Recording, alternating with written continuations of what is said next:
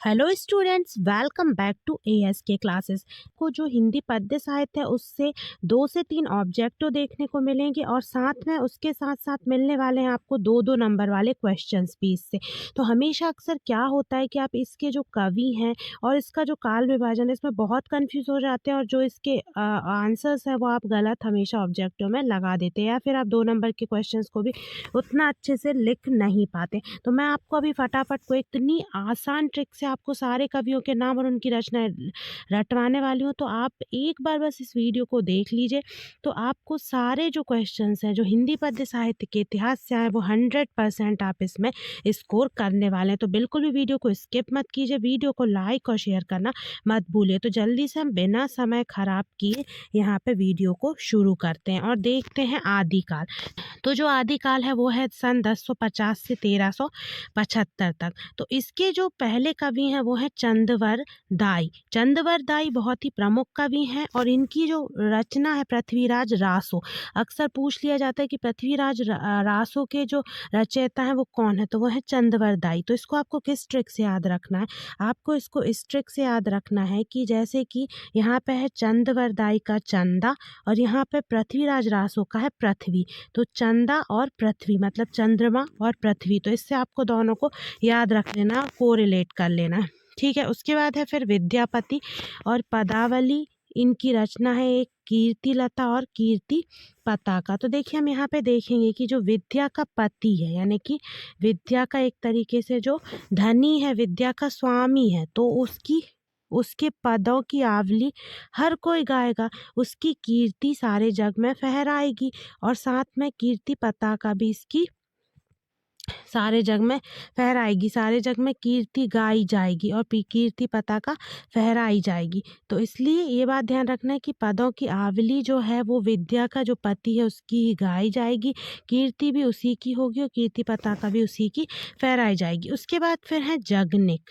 उनका है परमाल रासो, ये भी एक इम्पॉर्टेंट है। तो देखिए परमाल मैंने कि दूसरों का माल, दूसरों का धन, तो दूसरों का धन चुराने के लिए चोर को रात्रि भर जागना पड़ेगा, तो इसलिए ये हो जाएगा जगनिक का परमाल रासो। ठीक है, ध्यान रखियो रासो शब्द कैसे आप याद रख लेंगे, क्योंकि इनकी हर रचना में पीछे अंत में क्या आता है, जैसे यहाँ रासो नीचे भी रासो, तो ये उनकी हर रचना में जो कॉमन है वो है रासो शब्द। तो ये आपको हो गई ट्रिक याद। ठीक है, उसके बाद फिर हम देखते हैं नरपति नाल। तो ये इनका है बीसल देव रासो। तो इसको कैसे याद रखेंगे, नरों का पति यानी नरों का स्वामी। तो नरों का स्वामी कौन होगा, एक देवता ही होगा। तो यहाँ पे आपको बीसल शब्द बस याद रखना है, बाकी देव और पीछे क्या आएगा रासो। तो नरों का स्वामी होगा एक देवता, तो इसलिए बीसल देव रासो। उसके बाद अमीर खुसरो की क्या है पहेलियाँ। तो ये एक कॉमन है क्योंकि अमीर खुसरो की जो पहेलियाँ हैं वो बहुत ही प्रसिद्ध है। तो पहेलियाँ दोहे हो जाएंगे अमीर खुसरो के, इसके लिए आपको कोई ट्रिक याद करने की ज़रूरत है नहीं। ठीक है, उसके बाद फिर हम आते हैं दलपति विजय। तो देखिए यहाँ पे क्या है, दलों का पति यानी दलों का एक तरीके से नेतृत्व करने वाला। तो जो दलों का नेतृत्व करेगा उसको अपने ऊपर क्या हो जाएगा, गुमान हो जाएगा। तो यहाँ गुमान का क्या है खुमान और पीछे क्या आ जाएगा रासो। तो दलों का जो नेतृत्व करने वाला है या फिर जिसकी हमेशा क्या होती है विजय होती है, उसको अपने ऊपर होगा गुमान और गुमान से हो जाएगा खुमान रासो। आई होप आपको आदिकाल की ट्रिक्स पसंद आई होंगी और आदिकाल के जितने भी कवि मैंने आपको बताएं तो कवियों के साथ आपको इसकी जो रचनाएं हैं वो सारी बहुत ही अच्छे तरीके से याद हो गई होंगी।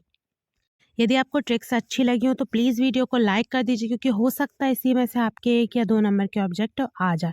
चलिए उसके बाद हम आ जाते हैं भक्ति काल पे। काल का जो काल विभाजन है वो 1375 से 1700 तक, यदि आप ना उसके बाद पहले इसके जो सबसे प्रमुख कवि हैं वो है गोस्वामी तुलसीदास जी। तो इनकी जो रचना है वो क्या है, रामचरितमानस, कवितावली और गीतावली और विनय पत्रिका। ये याद कैसे रखना है आपको कि सबसे पहली बात तो गोस्वामी तुलसीदास जी जो थे वो रामचंद्र जी के भक्त थे। तो उनकी जो पहली रचना है रामचरितमानस वो रामचंद्र जी के जीवन पर ही आधारित। तो ये तो याद करने में आपको कोई कठिनाई नहीं होगी और इससे एक प्रश्न भी बन जाता है। उसके बाद रही कवितावली और गीतावली। तो इसमें पीछे क्या आ रहा है आवली। तो गोस्वामी तुलसीदास जी के में क्या है, कवितावली और गीतावली दोनों में आवली आवली शब्द आ रहा है। ठीक है, उसके बाद फिर आता है विनय पत्रिका। देखिए रामचंद्र जी के भक्त थे और रामचंद्र जी का जो सबसे प्रमुख गुण है वो कौन सा है, विनय। विनय उनका सबसे प्रमुख गुण है, इसलिए विनय पत्रिका जो है वो गोस्वामी तुलसीदास जी की रचना है। चलिए अब उसके बाद हम आगे बढ़ते हैं और देखते हैं दूसरे कवि। दूसरे कवि थे सूरदास जी। तो सूरदास जी के साथ आपको क्या ट्रिक प्रयोग करना है, एक तो है सूरसागर इनकी रचना, दूसरी है सूरसारावली और तीसरी है साहित्य लहरी। तीनों रचनाएं तो सबसे पहले सा से शुरू होती हैं, सा वर्ण से, और इनका नाम भी किस वर्ण से शुरू होता है, सा से। तो ये तो एक कॉमन ट्रिक हो गई।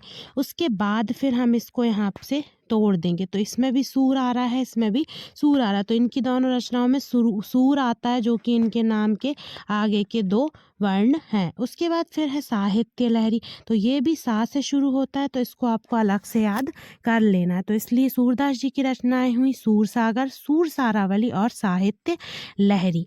अब उसके बाद हम आते हैं अगले जो कवित्री थी, तो वो थी मीराबाई। तो मीराबाई जो थी वो किसकी भक्त थी, वो थी प्रभु श्री कृष्ण की। ठीक है, तो इसलिए इनकी जो रचनाएं हैं वो उसमें गोविंद नाम आ रहा है, गोविंद टीका। गोविंद किसका नाम है, श्री कृष्ण जी का। फिर राग गोविंद, ठीक है, ठीक है, इसका गीत गोविंद टीका, ये है पूरा, ध्यान रखिए। एक रचना है गीत गोविंद टीका और एक है राग गोविंद, तो ये दो रचनाएं। फिर है नरसी का मायरा। तो मायरा को कैसे याद रखना, मीराबाई और मायरा। ठीक है, मीराबाई और मायरा, ये भी एक उनकी बहुत प्रमुख रचना है, नरसी का मायरा। तो देखिए इनमें से यदि आपका कोई कवि परिचय आता है तो आप इसमें आपको रचनाएं तो याद करने की ज़रूरत ही नहीं पड़ेगी, क्योंकि आपको यहीं पर रचनाएं हो जा रही हैं।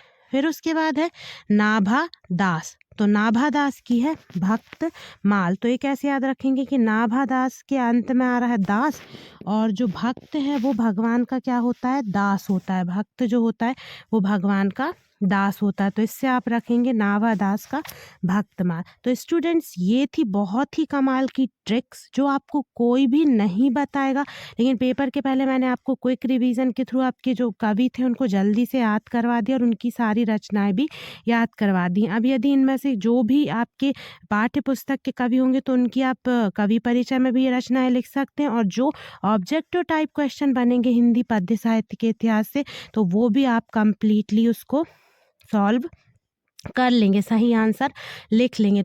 And thanks for watching this video.